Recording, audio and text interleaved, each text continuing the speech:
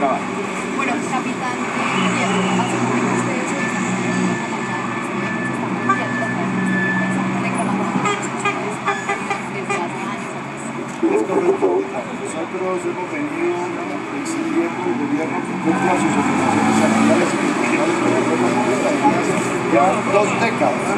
Y hasta el momento el gobierno no se ha dignado a atender esa situación. Por eso estamos aquí.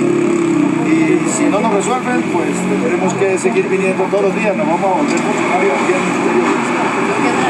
Por supuesto, porque este es el sitio más sensible para ellos. En otra parte, ni siquiera nos visualizan. Bueno, ustedes dicen que les deben una nivelación salarial de hace muchos años. ¿Cuánto cuesta? Y son varias nivelaciones salariales. ¿Cómo es esto? Bueno, la nivelación es una sola, que está establecida en la Ley Cuarta de 1992 y que solamente se cumplió para los grados de generales y de coroneles. De tenientes coroneles para abajo, esa nivelación no se cumplió.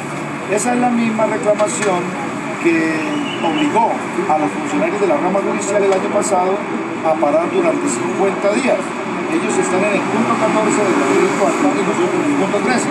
A ellos, después del paro, el gobierno les solucionó el problema.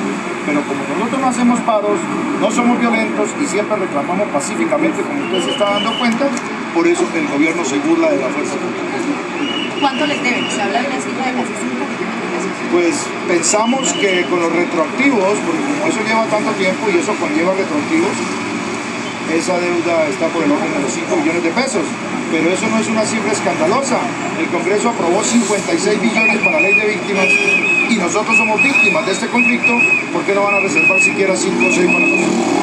Precisamente le toco este tema. ¿Ustedes creen que esto también figura para la desmoralización de las tropas, a los que están activos?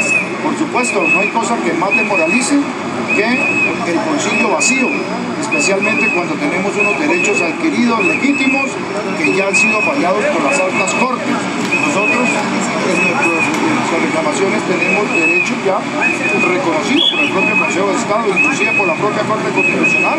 Lo que pasa es que el gobierno no cumple ni las leyes, ni cumple hasta las sentencias judiciales las incumple. ¿Cómo ven ustedes ahora también todo el tema del guerra militar? Bueno, pues nosotros estamos contentos porque se cayó ese proyecto que no nos beneficiaba absolutamente nada.